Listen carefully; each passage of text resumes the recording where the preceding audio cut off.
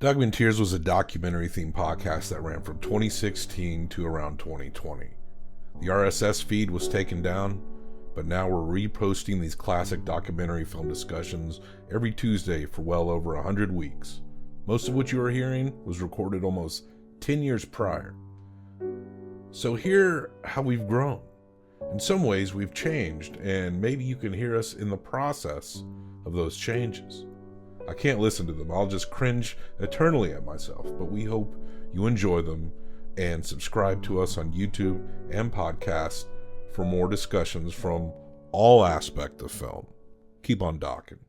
Hello, Docalos. Welcome your pretty faces to the Documenteers. I am your host, Bob Sham. I'm on all of them, and I split the time with one of my special expert pals as we discuss documentaries of all stars and stripes. And Creeptober rolls on as we discuss what Drew goes for this episode thinks is a horror movie. That's right, we are continuing our 30 for 30 journey. Winning time, Reggie Miller versus the New York Knicks. We break it down, and Drew just breaks out into, he was pretty much in a dripping sweat throughout the entirety of this episode. 3/4 of the way through it, we had to stop because he had just diarrhea everywhere, and I had to clean it up. You can't tell because of my amazing editing work, but yeah, we had to clean up a lot of Drew's diarrhea because he just had the nervous poops, and he was holding it in for way too long. He says he likes to hold it in. But we move on.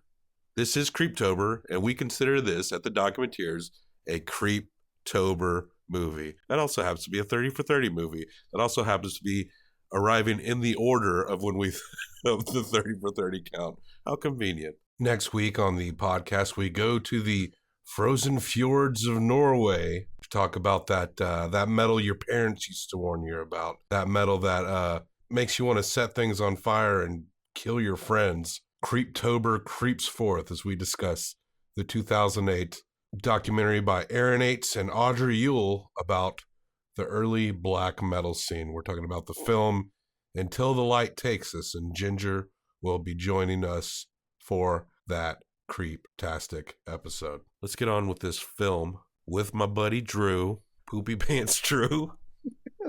I don't know why Anyway, Winning Time, Reggie Miller versus the New York Knicks. Which is directed by Dan Flores. Keep on your docking. Now, here is a motion picture film. 1,000 feet, 16,000 separate photographs. Let's tidy up this tangle of film by putting it on a reel. I go out to shake John Stark's hand, and he wouldn't even shake my hand. So I'm like, what's up with that? I had no problems with John before that, so I was like, oh, okay, I see what's going on here. And from that point on, I made it a mission. I'm gonna embarrass this kid.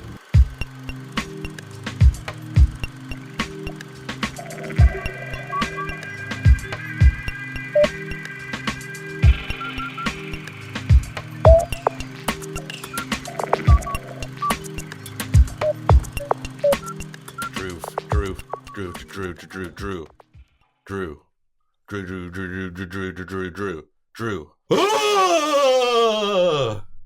I think you just blew my headphones. Thank you for pretending you have headphones like we have that budget. This is week 3 of Creeptober here at Documenteers. Creeptober. First movie we talked about this month was Never Sleep Again, the Elm Street Legacy. Sounds creepy. About the Nightmare on Elm Street series.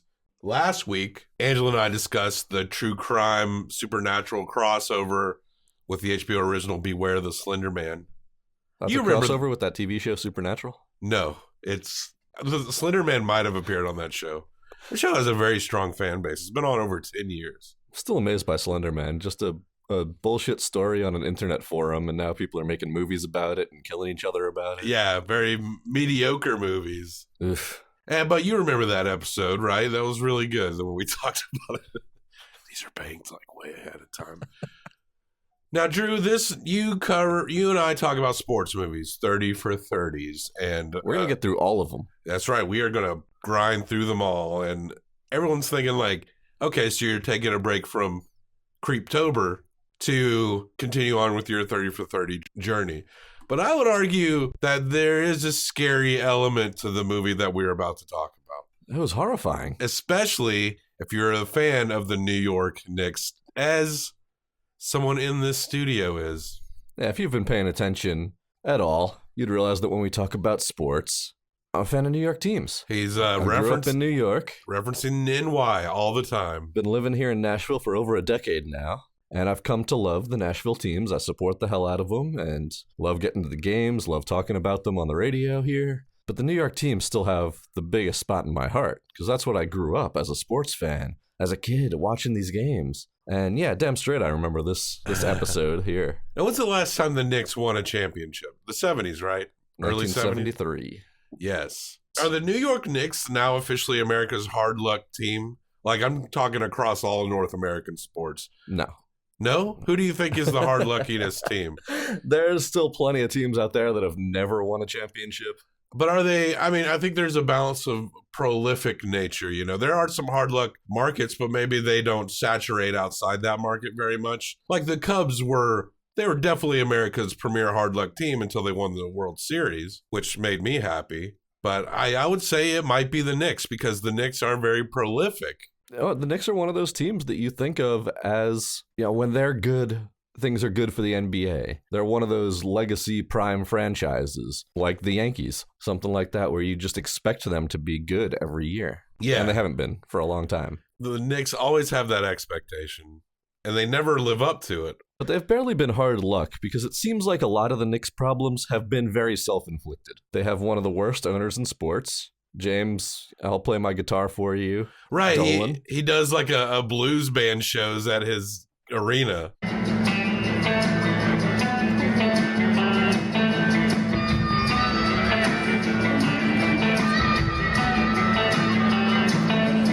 You're not successful because you're a blues jammer. No, you're successful because you inherited a whole lot of daddy's money. I think that's part of everybody who signs with the Knicks. They have to go to a concert and listen to him play. Yeah, we wrote the movie, we wrote the song. This may be something that a lot of people that aren't New York sports fans might not know much about this guy. Oh yeah, James Dolan is one of the more hated men in New York. Ride that slide. Close your eyes and just glide. And that's saying something. There's a lot of contenders there.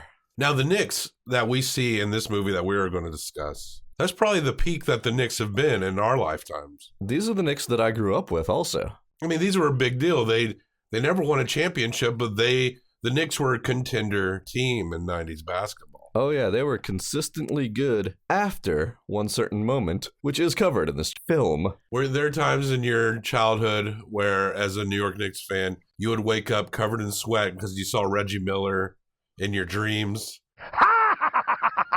Father, he's back in my dreams, Reggie Miller. I'm going to be much more honest with you here. It was more Jordan. Sure. But those Pacers, they were in the conference, right? They were arch enemies. And yes, very, very hated. Folks, we are talking about, in case you haven't figured it out, a 30 for 30 that I've been looking forward to getting to for quite some time. Because you hate me. Because I can bust Drew's beans a little bit on this one. And it's also, to me, maybe one of the funniest ones we've done so far. But to Drew, it's right in line with Creeptober because this is a horror movie. This is a horror movie. This is not something that I want to see glorified in a documentary over and over again in slow motion and reliving all those newspaper headlines. It did. It's Creeptober, man. This movie did touch base on other Pacers, but I kind of felt like other players on the Pacers got more of the shaft than the New York teams. They roughly mention Mark Jackson for about 2 seconds, and Rick Smits appears a few times in all his incredible goofiness. They make it seem like Reggie's doing it all, but Reggie was fucking good. Reggie did do it all for a couple of games. This movie is directed by Dan Flores. Have I named the movie yet? No. We're talking about Winning Time. Reggie Miller versus the New York Knicks. By Dan Flores. 30 for 30, number 8. Number 8. We're getting there, man. It's going to take so long. We can't shut down the Documenteers until we at least get through the first 3 years. You guys need to be supporting this because we have a whole lot of 30 for 30s to get through. We got a lot. But and in the meantime, we'll cut into some other stuff too. Andre the Giant was super fun. Yeah. I was skeptical on your Herzog month, making me do a Herzog movie, German television about a sport I've never heard of. Yeah. But that was an entertaining episode. I really enjoyed talking about it with you guys, and it was a good documentary. Yeah, it was a totally different vibe. You gave that one a higher rating than you do most of the 30 for 30s we watch. I should have gone higher on that one, I feel like. Well, I think it came out pretty good. But I think I have a slightly different take on your Herzog scale than some of the other Documenteers guests. Mm-hmm. Look, you say, spoiler alerts, it's best out of 5. Yeah. You're rating Per 1 through person. 5. That means 2.5 is an average movie, Yes. in my opinion. Sure. So if you're talking about a movie that's slightly above average, maybe it's a 3. Yeah. 3.5 for something that's pretty well above average. I've kind of been marking average 3, and I have realized recently that that's probably too high. 3 is pretty average. I've always thought of that, but it's not a 6 rating scale. But the Herzog system works because, yes, everyone has their own interpretation of how they apply the Herzog system to their movies. But it's always personable, and that's the point of the Herzog system. Say I watched a movie in the theaters alone, and I gave it a 3 out of 5 Clint Howards. The Herzog system isn't complete because I have to find one other person with an opinion on that movie who then gives it their own Clint Howards.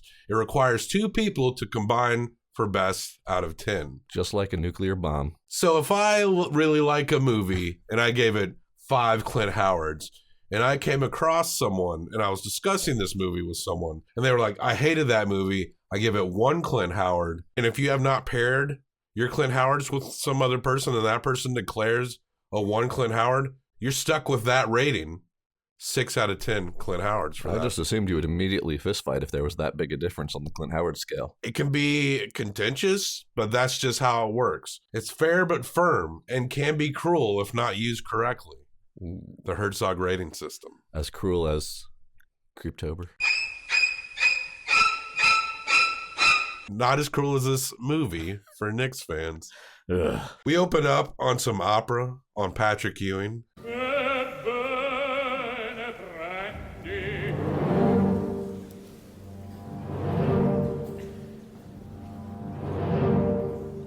Yeah, this is the opposite of the U. We're not seeing some fun 2 Live Crew jams and dances. Nope, straight opera.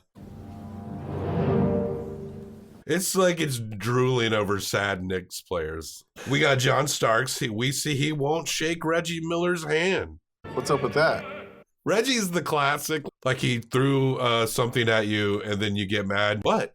What's wrong, man? That is Reggie. He's the bully that will just deny it. He's a provocateur for sure. But Reggie says he's a little shook. Well, at least he claims he is. That John Starks won't shake his hand. And he says, I'm going to embarrass this kid. I can imagine at this point you're like already holding back tears. Look, this is the year after one of John Stark's greatest moments. A poster that I had on my wall growing up in New York. His iconic dunk over Michael Jordan. Known as The Dunk for a while. It was on posters on probably every kid I knew that was a Knicks fan's wall. Dope. Like, this dunk was amazing. John Starks maintained, like, cult hero status there. And he was a pretty solid point guard for a while there for the Knicks. He was never great. He's not in the Hall of Fame discussion. But he was a solid guard. And that moment elevated him. That meant that Knicks fans liked this guy.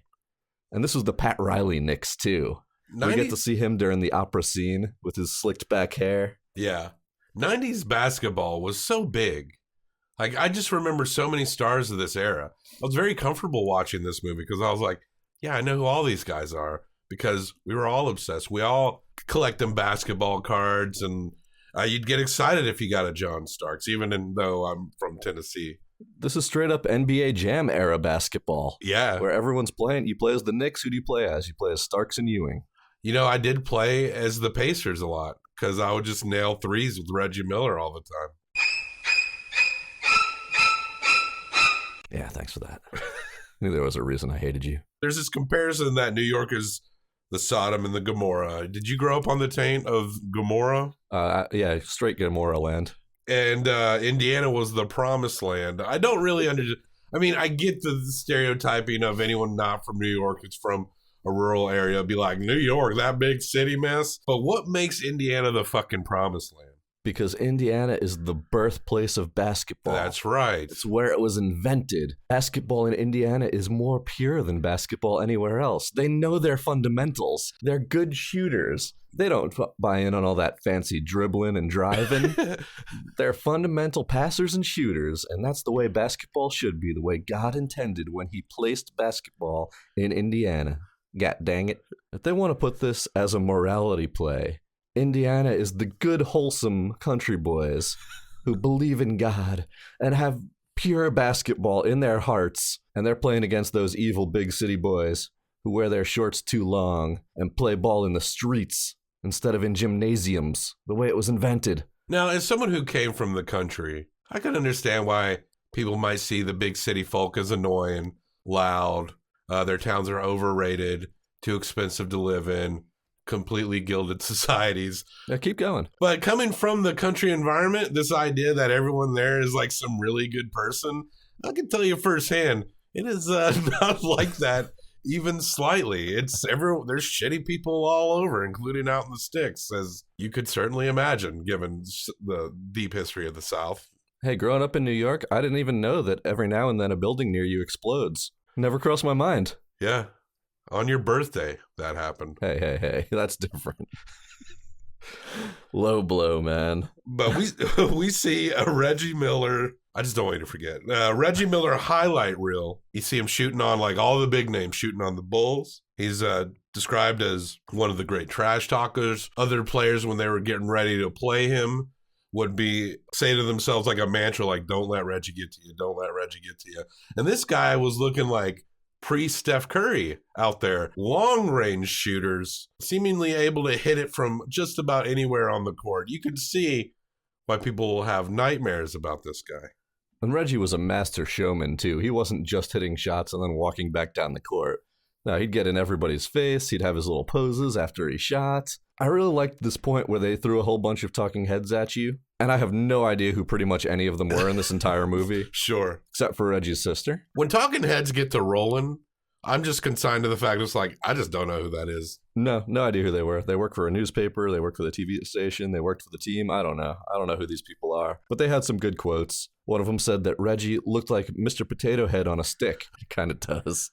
He was a skinny guy with a weird-shaped head. But you mentioned Cheryl Miller. Now, Cheryl Miller, if you think Reggie Miller's scary, try Cheryl Miller, who essentially ground Reggie Miller into being the basketball star that he would become. You could very well be talking about one of the greatest basketball players of all time in Cheryl Miller. I don't have to show my hardware because the ballers around the world know. But it had to be a little tough for Reggie, and they get into that a little bit, that his sister is one of the greatest basketball players. I ain't got to sit up there bling you because you know. All you got to do is this. Okay.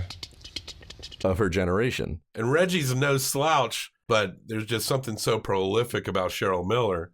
He's always in her shadow. But Cheryl says that Reggie, he had that itch, and he knew how to get under your skin. Yeah, she says right away that Reggie was... He's maddening. He is a maddening human being.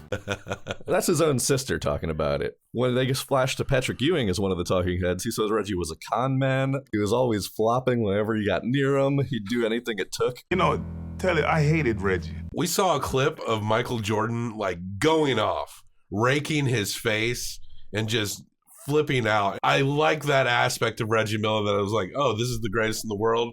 I'm going to like insult him blatantly all the time until he just loses his shit. And apparently that's just who he was. He was always like that. They brought in his sister saying that, yeah, he's a maddening human being. He's maddening. When we were playing together on the court, I always wanted to beat the hell out of him. I wouldn't take it easy on my little brother, even when their parents stepped in and were like, take it easy on Reggie.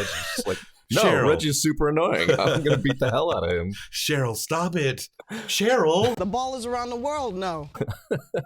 We're talking like basketball parents here. And if a basketball parent is like, Cheryl, go easy on your brother, you know she's going fucking hard. Oh, she's like, no, she's blocking all of his shots. She won't let him come in the lane.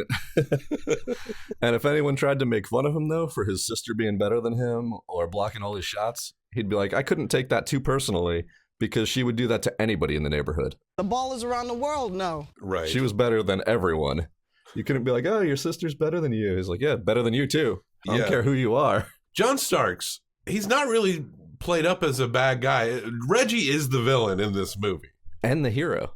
John Starks, he's all heart. He's got heart like John Starks. I got heart like John Starks. He's played as Reggie's emotional foil, basically. He seemed like a guy that, or at least he's presented very well in this movie, as a guy who wore his heart on the sleeve. He had a great natural talent, but he was always very coiled, and he can go from very playful to very angry. But everyone that knew John Starks knew him as a very heartfelt and sincere guy. Oh yeah, they mentioned John Starks being an emotional guy. Myself watching this documentary, and anybody else who grew up watching the 90s Knicks is like, yeah, no shit. John Starks is an emotional guy. Yeah. You know that the second you see him play on TV. This movie, I believe, is our first appearance of Mike Francesa. I can do rows really fast because I'm good with my snowball, because I use my snowball all the time. Our Mike Francesa count is at 1. But Reggie, again, he says he's going to embarrass Starks. You know he's emotional, and he just goes into full-out Reggie Miller, I'm going to be an asshole mode. Yep. You see him guarding Starks, just putting his hand right in his face. You look at it, you're like, oh, what a dick. If you did that in street ball, especially in New York, you'd get punched. You can't play basketball like that. Oh, that must be the pure Indiana way. And he does this the whole game, and eventually Starks loses it. He would flop if anyone made contact with him, but he would always, when he was moving around you or something, he'd throw a little elbow in the ribs that the refs couldn't see. Right. And Starks throws a slight one, and Reggie goes down like a sack of potatoes. And Reggie's just acts incredulous. It made me want to strangle him just watching him act, even after all these years, being so incredulous about it. Like, what are you talking about? Let's just play ball. The big thing here is eventually Starks does lose his cool. Everybody on the Knicks is telling him he's trying to goat you. Just leave it alone. Don't let Reggie get into your head. Patrick Ewing is like, John, calm down. Patrick Ewing, to his credit, had a cooler mind. Obviously.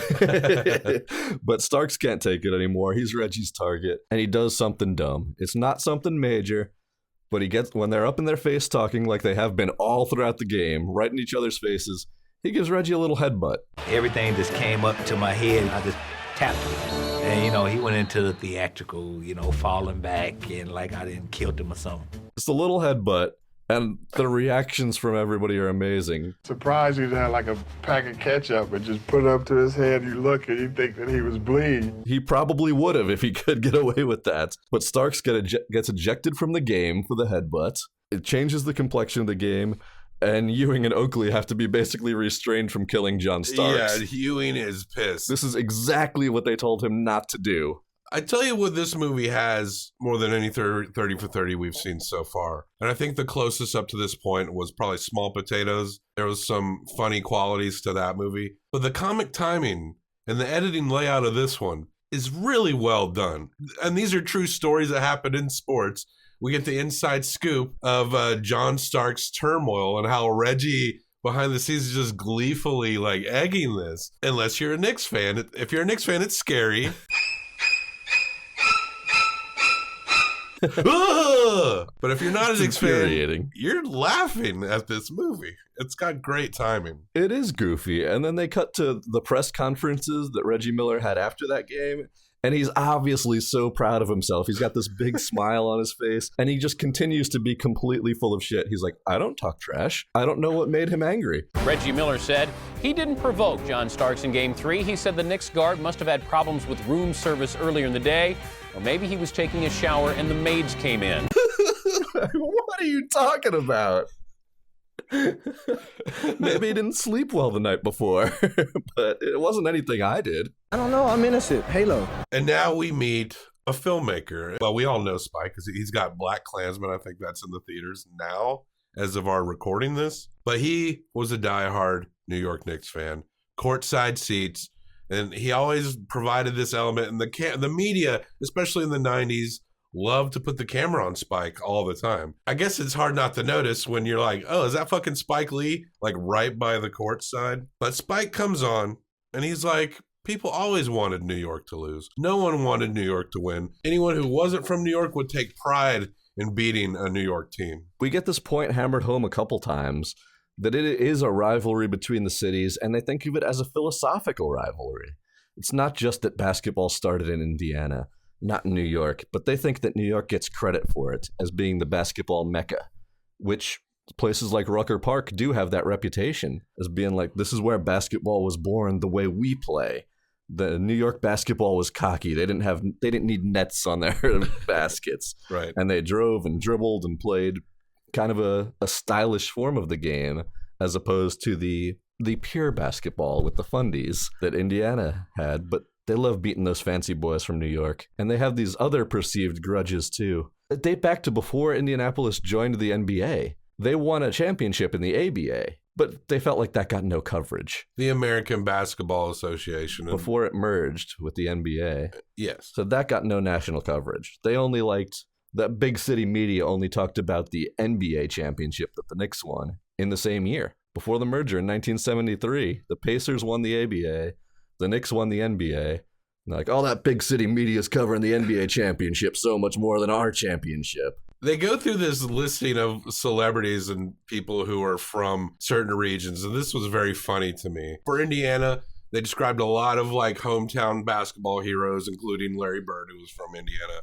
But when they get to New York, they throw around names like Alec Baldwin, Woody Allen, Donald Trump. Like, these are who represented New York. This is a who's who of people you just wish would just go away. Yeah, basically. That's the Indiana point of view. They're saying these people are who represent New York to us. They sure aren't no Larry Birds. Well, those Hicks would vote for one of those dudes in 2016. Yeah, it sure flipped around fast, didn't it? They also feel like they were disrespected. Other players would say that they called Indianapolis Nap City when they went on trips to play them because there was nothing to do except take a nap. Just go to your hotel room and go to sleep. But then they had another big flashpoint in the contention between Indianapolis and New York. It's the 1985 draft, with a lot riding on it. And this is the subject of so many NBA conspiracy stories. Neither the Pacers or the Knicks are very good at all. The 1985 draft is the first draft where they implement the lottery system. So the worst 10 teams all have a chance at the number one pick. They've got a big hopper there, like bingo, and they're flipping around cards with all the teams' logos in them. And the commissioner, David Stern's going to pull one out, one by one, until they get to the number one pick. Both the Pacers and the Knicks are in that lottery. But the big deal here is everybody wants number one. Patrick Ewing, Georgetown star, NCAA championship winner. Everybody wants that number one pick that he's looked at like LeBron coming out of the draft in more recent terms. An absolute can't-miss prospect. Turn your team around quickly. The then GM of the Knicks, Dave DeBusschere, he's pumped because the butcher.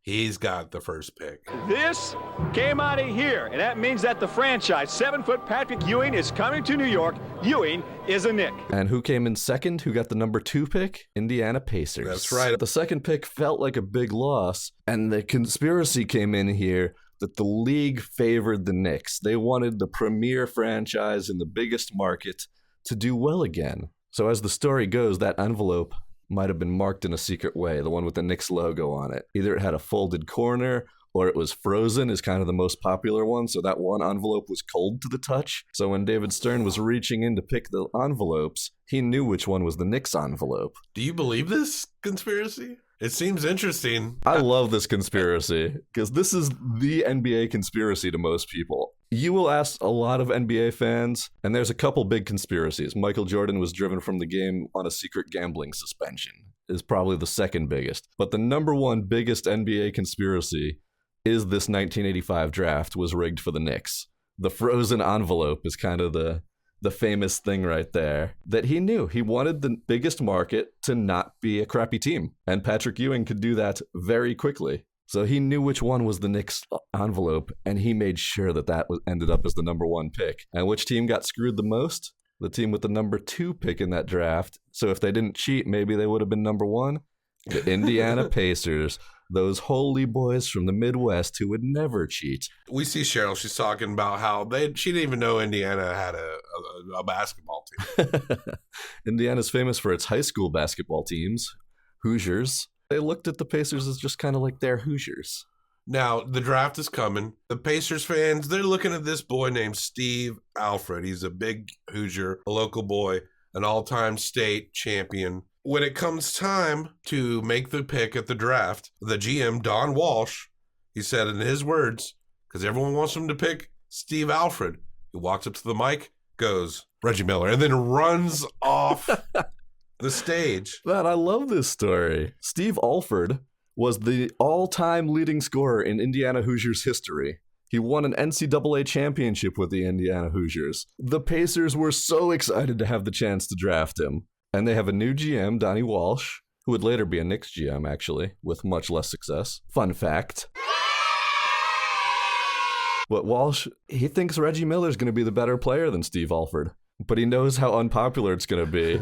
He says, I don't mind getting booed. I'm going to get booed a lot. But I thought someone might shoot me. So I ran onto the stage, said Reggie Miller, and ran back off the stage. I love the contrast. You see old ladies crying and pissed off Pacers fans. We're really disappointed that we can't go watch him. We wish that he'd be here in Indiana and we would have been there. No, that's not right. So they're stupid. Then it cuts to the Miller family. Man, Indiana was not happy to get Reggie Miller. And immediately, Reggie felt like he had something to prove. He got booed huge on draft night. All these old ladies in Indiana are yelling, oh man, Reggie Miller. No, that's not right. Reggie loves that. If you hate on Reggie, he eats it like Pac-Man eats those yellow dots. It just empowers him.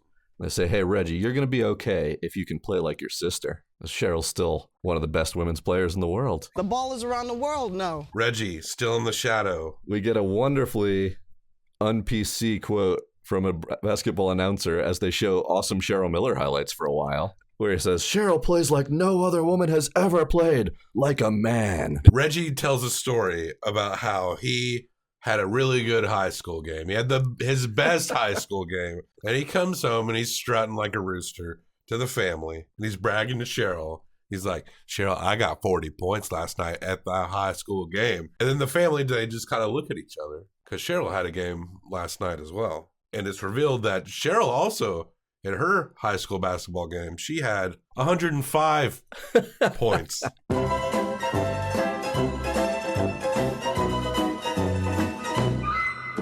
Ball is around the world now. She made national news with a 105-point game that same day. Yeah, it's a great story. You couldn't win.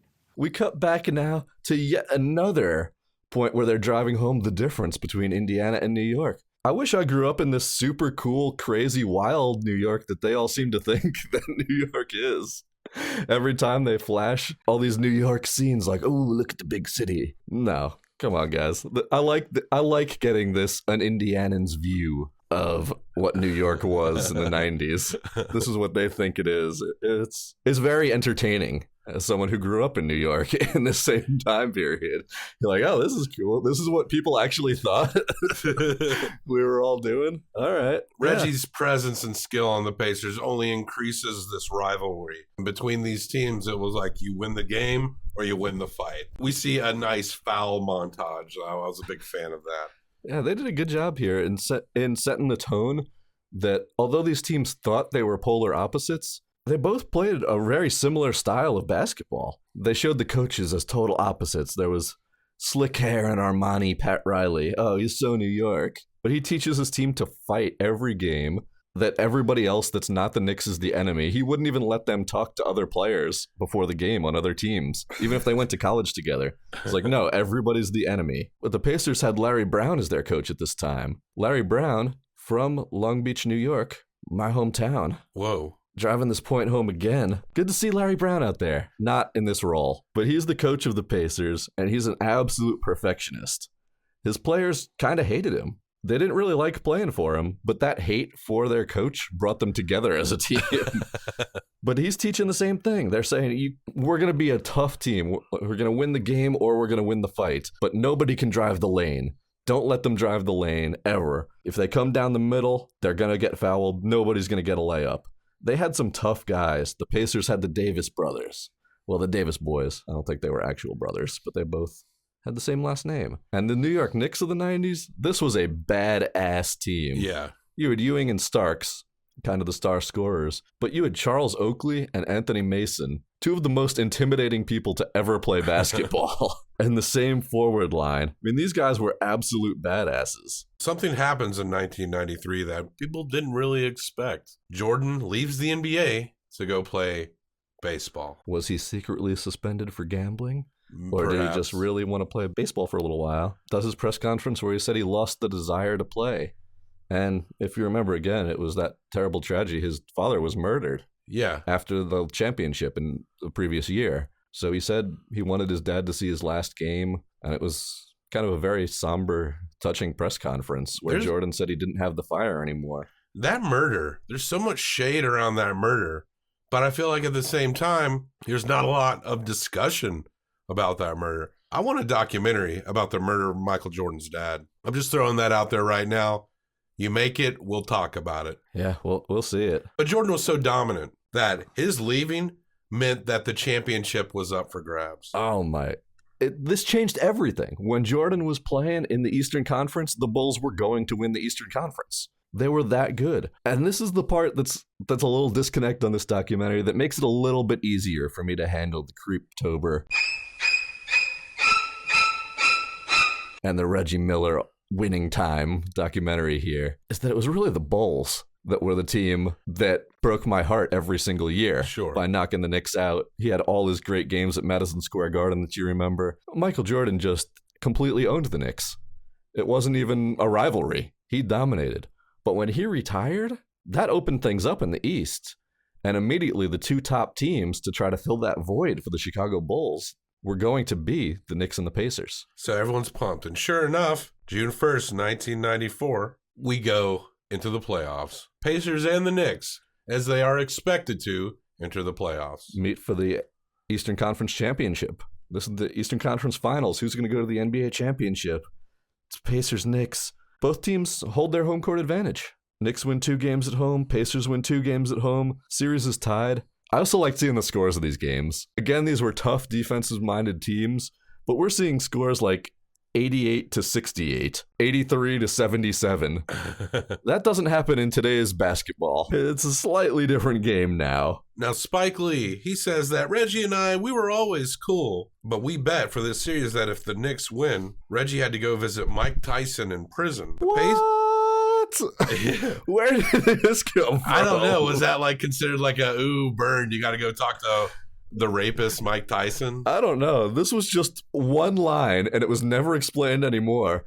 But why the hell was that Spike Lee's side of the bet? If the Knicks won, Reggie Miller had to go visit Mike Tyson in prison. But if the Pacers win, Reggie's wife would be in a role in Spike's next film. See, that makes sense. Yeah. That's not... go visit Mike Tyson in prison. Maybe Reggie and Spike were talking one day, and Reggie was like, gosh, I'd never want to go to that prison and talk to Mike Tyson. That's the one thing in this world I'd never want to do. And Spike was like, maybe I can make that happen. Could you get Reggie to come in here? Spike was very present in the Knicks games, but he wasn't a professional basketball player. No, not even close. But he was a professional trash talker, one might say. Reggie kept saying that Spike would bring Cheryl into the trash talking from courtside. He says again that didn't even get under his skin because, again, Cheryl was better than every guy they met. So it didn't matter that they would say, oh, your sister's better than you. But look, this was not just Spike Lee. I can personally attest that pretty much every Knicks fan in that building was doing the Cheryl, Cheryl, Cheryl, Cheryl. All those other idiots at the Garden. That was not me. Well, Reggie Miller getting the treatment from the crowd, as he usually does here at Madison Square Garden. Cheryl. The ball is around the world now. There is some allegedness that maybe Spike helped fuel that fire. Oh, well, when we get into these games, yeah, Spike was the Knicks super fan. And again, as a Knicks fan, Spike Lee was annoying. You're watching the Knicks games, you're like, sit down and shut up. We didn't come to see you. We came to see the Knicks. So Spike Lee was not like universally beloved, but the Indiana side kind of singled him out as representative of all New Yorkers. Like, Spike Lee represents all those New York fans who's loud and yelling and making himself the center of attention, making movies like a fancy boy. It's not like New York City's a place of a melting pot full of different cultures and perspectives. They're all just like that guy. Look how loud and obnoxious they are. Isn't that every New Yorker ever? Well, stereotypes are for a reason. But Spike inadvertently inspired Reggie more than the rest of the Knicks. And Reggie, let's undress this a little bit. He does a hand motion to Spike. The Pacers, nobody was giving them much of a chance here because the series is tied 2-2. The home team won each of the first 4 games. So we go into the tie-breaking Game 5 at Madison Square Garden in New York. The Pacers were something like 2-31 in their last 33 games in New York. They had no confidence that they could win in New York. They'd been absolutely rocked there consistently. And they come out, the Knicks are winning 70-58 in the fourth quarter of this game, just the way everybody expected. But Reggie kind of singles out Spike Lee here as his personal nemesis, and he gets hot. He's hitting every shot, and as he's getting hotter, he's just walking down the court staring down Spike Lee after every single shot, like he was personally defending him or something. But at one point, and Spike says he does this towards his wife?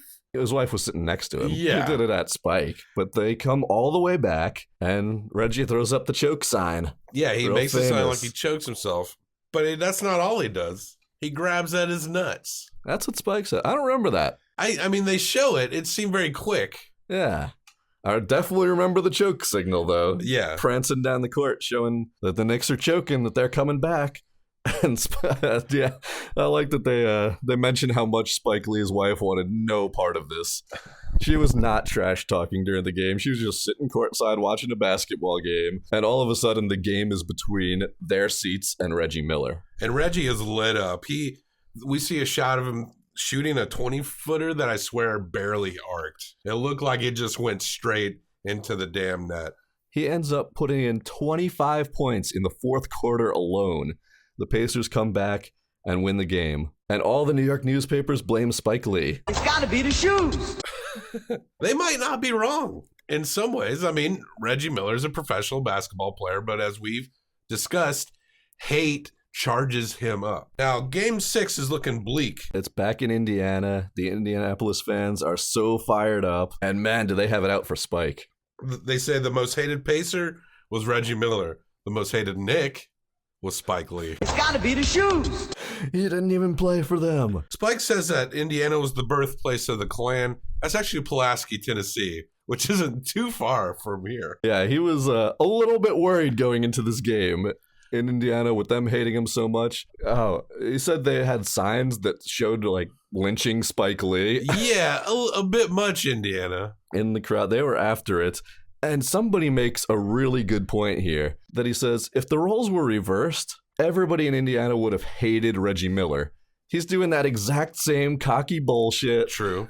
Showing himself, doing all the hand signals. But since he's doing it to those fancy big city New Yorkers, oh man, they love him for taking it to them. But the New Yorkers don't seem to care much for Spike either. I mean, no, they're all blaming Spike for firing him up. I don't get like Spike's face next to a noose. That's Indiana. Slow your fucking roll. But you get why everyone kind of does hate Spike. He's kind of putting himself somewhere that he's not the one that did the work to get on that court, you know? No, he's emblematic of it. They, again, just kind of push off all of their feelings about New York that this movie has driven home time and time again onto Spike Lee as an avatar of all of that. John Starks is lit up in this game, and the Knicks walk away with the win.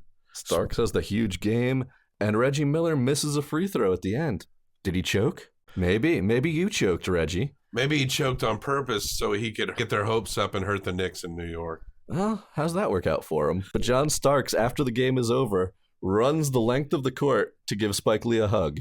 Whoa. Just to show that, hey, if you're one of us, if they all hate you, well, then we got your back. Yeah. Take that, all this Indiana crowd that is 99.99% white yelling at Spike Lee. In Indiana, they were actively trying to make it a point not to sell a ticket to Spike Lee. But he went through some scalpers, and that's how he got his ticket. They found out who sold the ticket that Spike Lee got to sit courtside. It was some auto dealer. And they never mentioned what happened to that auto dealer. Under a cornfield somewhere. Game 7 at the Garden. Reggie says he wanted that pressure. He needed that pressure. Cheryl all over again. But the Knicks end up winning. Oh, what's this movie called? Reggie Miller's Winning Time? No, sorry. Game 7 of this series. Soak it up while you got it. The Pacers do not even beat the Knicks in the Eastern Conference Championship, where Reggie Miller was making his choke signs and getting all famous. But you know what? Then the Knicks go to the NBA Finals and get knocked out in 7 games, a really hard-fought series with a lot of other storylines in it against the Houston Rockets. Houston Rockets. They won the 2 championships. Spoiler, they win the next year too. But they won the 2 championships in between the Bulls eras. Yeah, who filled Michael Jordan's shoes in those 2 years he was missing from the NBA?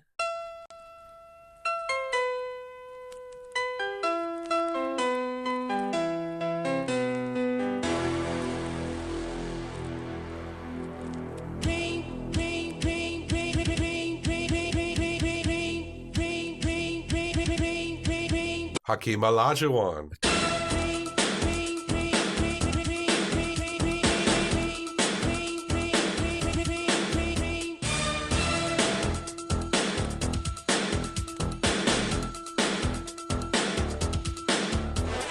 Scheme the Dream. Yeah. 7 foot tall with a basketball. He slams like he's insane. Grandmaster of the NBA, just a novice at the game. Dripping with sweat and soaking wet. Eat tonics on his feet. When his name's Akeem and he's called the Dream. And I won't accept defeat. Unbeatable. These teams in this documentary are battling for Eastern Conference supremacy, but then the Rockets are the team that's really got it. But that series, it's not part of this movie. That Houston series was incredibly painful as a Knicks fan. We have Charles Smith, his finger roll. Charles Smith is a talking head in this movie. On the Knicks side, Knicks fans hate Charles Smith almost as much as Reggie Miller. A guy named Mark Jackson from the Clippers, he was traded to the Pacers, much to his relief. The Clippers were kind of a non-entity at this time. But he came up as a Knick originally. Yes. And the Knicks let Jackson go. He didn't fit in, apparently. So he goes to the Pacers in this big trade. He says, if I played for the Pacers, that's a championship. And he wants to beat the Knicks just as bad as anybody else. He's got a grudge against the Knicks. So he wants to join up with Reggie Miller, Knicks archenemy number 1, and beat them with the Pacers. And he brings a little inside info. His best job is firing up Reggie. They said that Reggie wouldn't even leave the hotel when he was in New York, and that Mark would call him up and tell him things like, can you hear what they're saying about you? Can you believe what they're doing over here? Reggie, you gonna let that happen? His job was to trigger Reggie so he could get some brilliant shooting performances out of him. And what happens? These two teams meet in the playoffs again. Semifinals. Not the Eastern Conference Finals this time. Yeah. Semifinals. But it's Pacers versus Knicks. Badass team versus badass team. Super physical again. And game 1 is what this documentary is about. The Knicks are up. It's looking really good. But the Pacers need 6 points. The game is almost over. Stop. I can't take any more of this creepy October. No more horror movies, horror documentaries in October. I didn't sign up for this, Documenteer. He's freaking the fuck out right now, folks. You didn't believe me. This is a horror movie. Don't say the words 18.9 seconds. Miller hits a quick 3. It happens. They go to throw the ball back in. Steals the ball back. He has Maybe pushes somebody over to do it. Maybe he pushes someone. And he has the wherewithal, the mental fortitude. What do they call it? The presence of mind. Presence of mind. And then he has the presence of mind. To have the presence of mind. The presence of mind. Presence of mind. Presence of mind. Presence of mind. Presence of mind. You get the presence of mind. We get a presence of mind. We get a montage of the words presence of mind. As it is impressive, though, Reggie steals the ball back after an alleged push, has the presence of mind. Presence of mind. To step back to the 3 line because he needs that. A lot of players, they might grab that ball and just instinctively throw it at the goal. No, Reggie's like, I know I have to take 2 steps back, pop back here, sinks the 3. And here we get the most important quote of the entire movie. There is a time to play, and there's a time to win. What do you do in winning time? That differentiates between just a regular player and a superstar. Oh, and I agree with that. Modern analytics have kind of taken the idea of a clutch player out of modern sports. There's no such thing as clutch. Players are good or they're not good, and they come through at a roughly same average in big spots as they would in irregular spots. I disagree. Some players have that that winning time mentality. They want the ball in their hands when it matters the most. And other players might shirk from that moment. We see in this game a real dumb foul sends John Starks to the line to get the Knicks right back into this game after Reggie's 2 threes in just a couple of seconds. Yeah, allegedly shoving Greg Anthony. But Greg Anthony didn't have the ball at the time, but Reggie put him out of position. He slipped. But you can tell. And Reggie put an arm on his back on his way down. You can tell how it'd be easy to miss, though. Also, it was Anthony Mason throwing the ball in because they'd lost Ron Harper earlier in that game. Yeah. Which he did not normally do. Mace was the enforcer for this team. But as you said, Sam Mitchell fouls John Starks. A dumb foul. Starks go to the line, and right away they say they see it in his eyes. And they cut to Starks, and Starks says the weirdest thing to me. He says that he's thinking about how stupid that foul was. And it threw him off his game. He's like, why would they ever foul me right there? And that's what's going through his mind right here. And the Garden is so quiet. So quiet when he's at the free throw line for these free throws. He misses both free throws. The game is tied. 105 to 105. He misses both the free throws. And then what happens? Even dumber. Anthony Mason fouls Reggie Miller. Oh, yeah. Of all the guys you want to foul. Maybe he's getting him back for that little elbow from earlier. You foul Reggie Miller, the guy who threw up the choke signs last year. The guy who's red hot and just scored 6 points in a matter of seconds to tie the game up. Does Reggie miss his free throws? No, he hits that first. He hits them both, and they're up 2. The horror. Choke, choke, choke, Knicks fans. We. I'm out of here. That's it. Hey, I know you're scared, but we'll get through this. Reggie Miller scored 8 points in 18.9 seconds, and the Pacers won this game. What a meltdown. They were talking about how Knicks fans that missed the tail end thought the game was over and that the Knicks won.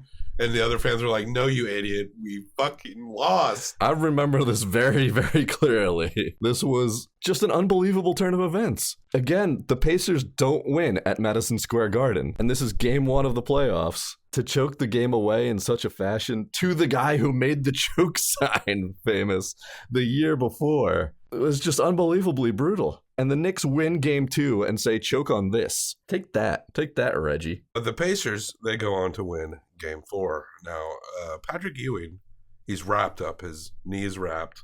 Is it his knee or his arm? I can't remember. It's his lower leg. It's kind of a calf thing. Right. But Ewing's legs are beat up. They've been beat up for a little while. He's missed games, but he's still Patrick Ewing. But the Pacers won both the games in Indianapolis. They're up 3-1 in the series. And Larry Brown says, hey, we can't be too confident here. We haven't beaten these guys in a season series or in a playoff series since the French Revolution. Thanks for that, Larry Brown. Just made me feel a little bit better after the whole 18.9 seconds scene. But Ewing is clutch in game 5. They win. They say Ewing traveled. He said, and I quote, I thought I was Michael Jordan. When you're looking at those old Michael Jordan sweet dunk highlights, count the steps. He hits the buzzer beater, the game winner. The Knicks win game 6 at the Garden as well. And we got a game 7 again for the second year in a row at Madison Square Garden. Reggie has reverence for the Garden. He says that all the great players play great at Madison Square Garden. Woody Allen is there.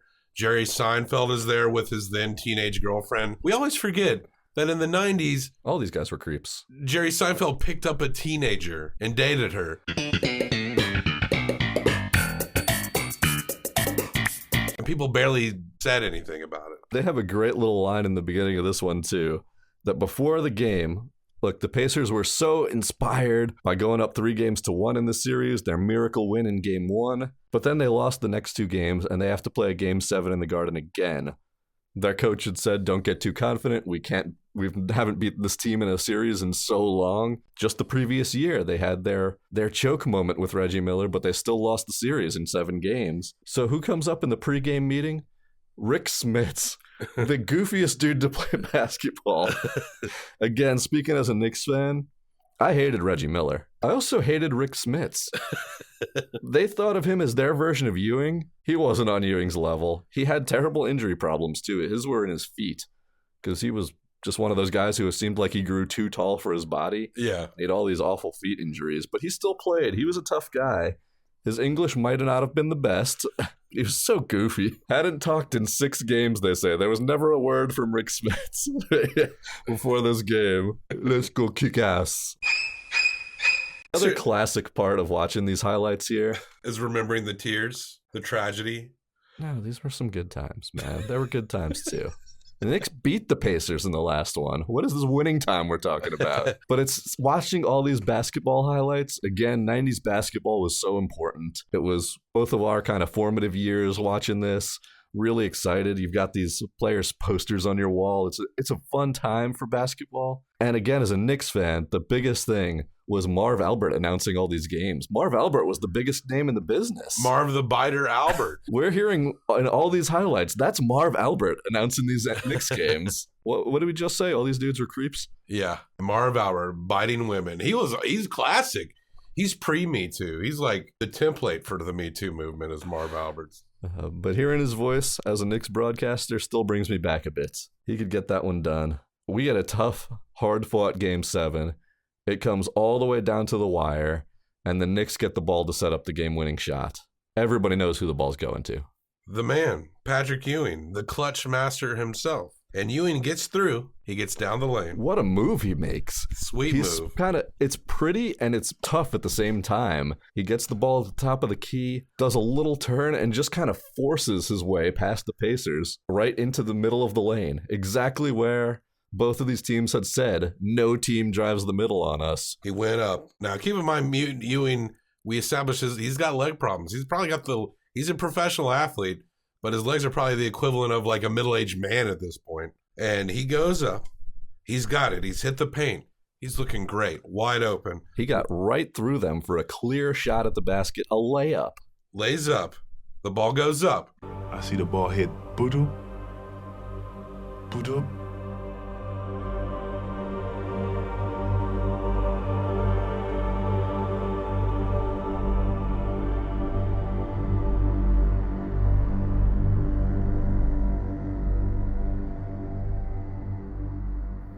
It went in and out and rolled around. Off the back iron.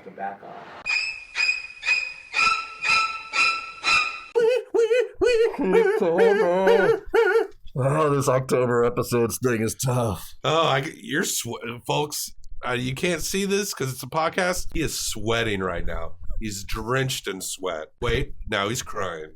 The coolest person in this entire documentary is Cheryl Miller. The ball is around the world now. She's so great with her reactions, and she's so real and seemingly kind of unbiased. Like, she knows he's her brother, she loves him, she's rooting for him. They cut to her after the slow-mo. Again, I know this game. I remember this game very clearly.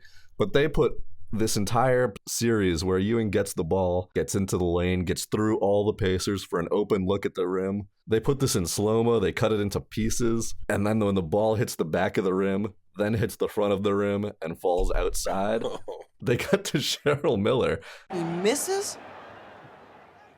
He misses? Are you kidding me? Ewing would later said that the way his brain was processing, that he was actually surprised he got through. He was expecting contact. Yeah, expecting real contact, forcing a foul. It doesn't happen. And he said he couldn't get the air he wanted, so he wanted to dunk it, had to revert to a layup. But he's coming off the expectation of contact. That never happens. So now, according to Ewing, his brain's like, oh, shit. And then he doesn't expect it. He does the layup. It bounces out. That's really plausible. Obviously, you couldn't expect to get a layup uncontested in that situation. Yeah.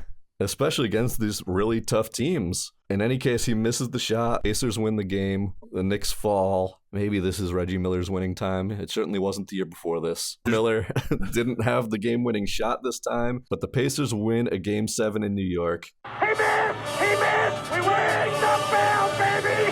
Ding dong, the witch is dead! Ding dong, the witch is dead!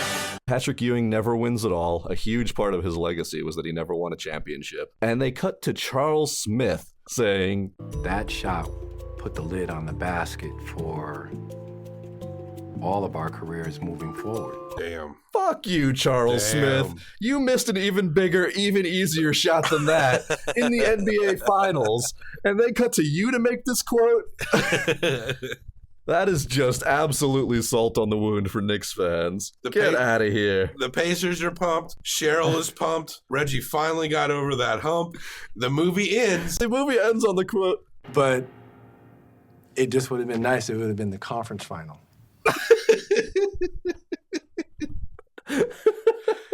And as the Knicks and the Pacers both still seeking their first title since 1973. Yeah, the next series after that, the Shaq Magic beat the Pacers in 7 games. That's right. They didn't even make the NBA Finals that year. The Orlando Magic beat the Pacers. And then the Houston Rockets swept the Magic in the finals. Yes. And then in 96, Michael Jordan came back to basketball, said, "Get the hell out of my way, all you other teams," and the Bulls won the championship again. Yeah, baseball went on. What if baseball never went on strike in the 90s? You think Jordan would have just stayed in baseball? No. I don't know. He I got think his there's passion something back. to say about it. That was exciting. That was painful. But let's bring this point home here. This was only 2 seasons. Yeah. This whole thing, this giant drama between Reggie Miller and the Knicks was 2 seasons, 2 playoff series, one of which the Knicks won, and the other one in which the Pacers didn't even make it to the NBA Finals afterwards. Ooh, you're a little salty. Winning time? You're a little salty. Where's the winning time here? But the Rockets were winning time. But it's important when Michael Jordan was gone. It's important that the Pacers beat them the last time. They should go into that Rockets-Knicks series. Oh, there's a sequel called Losing Time that shows all the Knicks losing in finals. This was so important. This was a legend, this Miller versus the Knicks. Again, only 2 seasons, only 2 playoff series. The Pacers didn't even get an NBA Finals out of any of it. But we've got more 30 for 30s that spin off of this. You've got the one about Michael Jordan's 2 missed years of basketball. Yeah, Mr. Jordan rides the bus. You've got Game 5 of the New York Knicks versus Houston Rockets championship. Oh, yeah? That gets totally skipped over in this one, but interrupted by the OJ chase. Oh, that's right. And they didn't even mention Stark's dunk on Jordan in the year before this all started. That would have been a nice way to build Starks up as compared to this Miller. This documentary is not called Remember Those Times the Knicks Won?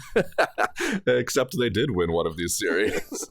And that was that film by Dan Flores, Winning Time, Reggie Miller versus the New York Knicks. Now, Drew, we don't rate in a star rating scale. Stars, garbage.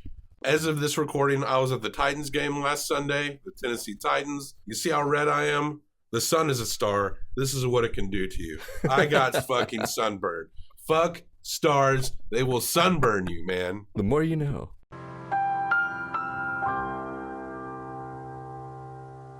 We rate under a Herzog rating scale. I'm going to give this 1 through 5 Herzogs. You're going to give this 1 through 5 Herzogs.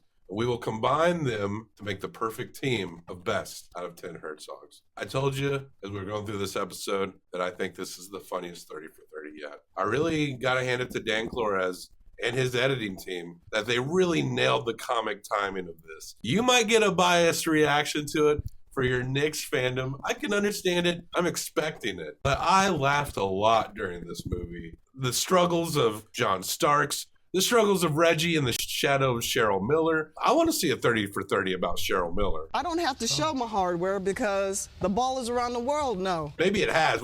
I haven't looked through all 200 of them yet. I've looked through most of them, and I don't see a Cheryl. But it's so funny. And then all this tumult, all this torture for both these teams. And at the end, of course, neither of these teams ever won a championship. And that's just like the final joke in the coffin.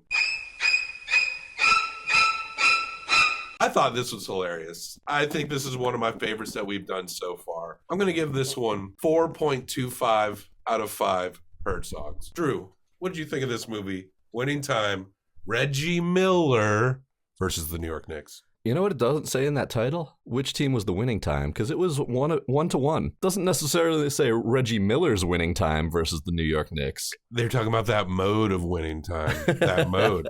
Ewing had some clutch performances. John Starks had some good games. But at the end, winning time separates. It's true, man. Presence of mind. This was a really entertaining documentary. It was done so well. It was an hour-length documentary again, and it didn't have the flashy graphics, probably because Indianans don't go for any of that stuff. They just throw corn. There was no long intro with hype music, just a little bit of opera to show you how serious it was and how pure. But it flew by. This hour absolutely flew by, but it still did everything it set out to do. It set up who Reggie Miller was.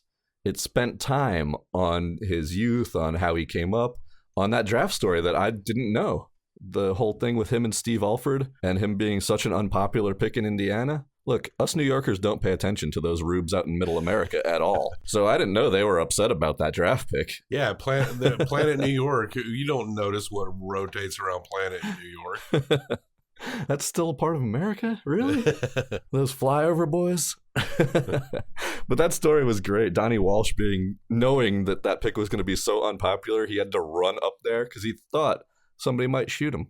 That was funny. Out there in NRA country. It set up Reggie Miller. It set up his personality. It had his sister in there being like, oh no, even as a kid, he was super annoying. He never shut up, ever. This was not somebody like making a game plan to personally get under people's skin. This is who he was.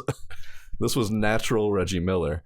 It set up why Indy versus New York mattered to so many people. I think it was a little heavy-handed with how many times it went back and forth between this is New York, this is Indiana.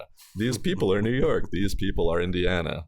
This is New York basketball, this is Indiana basketball. It was a little hammy, but I felt like it was very knowing of its own hamminess at the same time. It was setting up why this mattered to so many people, why these 2 years between Michael Jordan championships were a big deal. And it showed games well. I liked the way they did the highlights. They kind of skipped a lot, but they hit all the important parts. And they showed a lot of highlights. They showed it slowed down. They showed it the way it needed to be shown for you to absolutely get the point of what all of this was. I really thought it was well done, and it did have a lot of good comedic timing. It was great the way they set both these teams up, and then they kind of messed with your expectations too. They didn't go into at all the series after these happened. This documentary was Reggie Miller versus the New York Knicks. They didn't care that the Houston Rockets won the NBA Finals both of these years. The Knicks-Rockets series had so much drama of its own. They didn't care that the Shaquille O'Neal Orlando Magic knocked the Pacers out right after they finally beat the Knicks. No, this was about Reggie Miller versus the New York Knicks. It wasn't about Mark Jackson and Rick Smits versus the New York Knicks. It wasn't even about Larry Brown coaching against his hometown team. That doesn't get brought up a single time. No, Reggie Miller versus the New York Knicks did such a good job. It hit all the spots. I was going to give it a 4. But just for showing all that Reggie Miller versus the Knicks highlights, 3.75.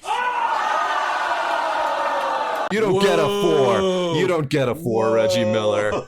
Take that for traumatizing me in Creep-tober month or whatever this is.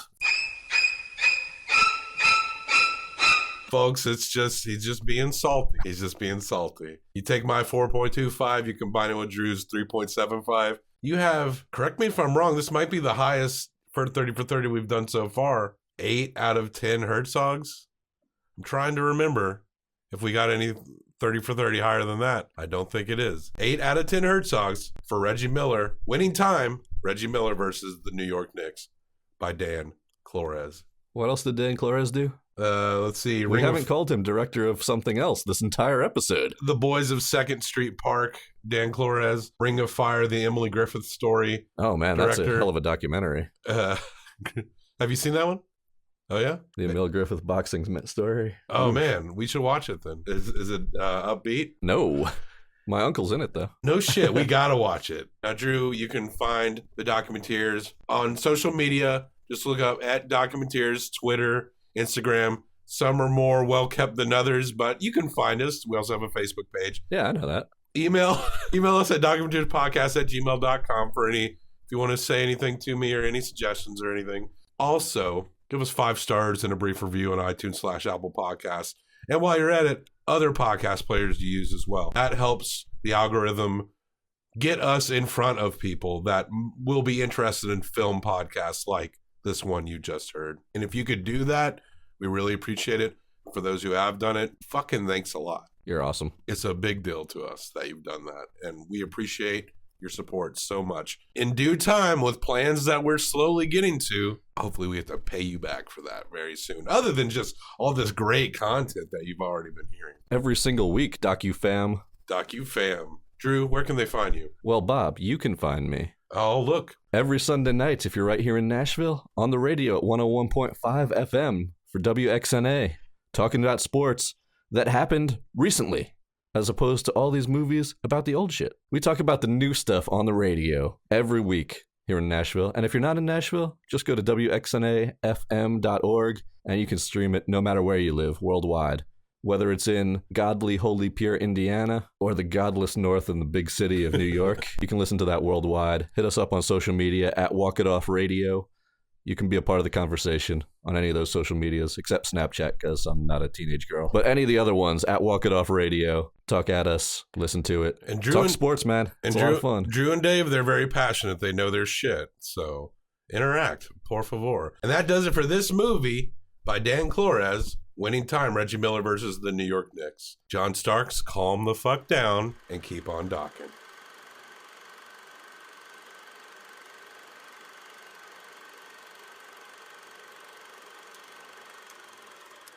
I don't have to show my hardware because the ballers around the world know. Backroom whispers. No, that's not right. I'm telling you, paranormal activity. Look at that.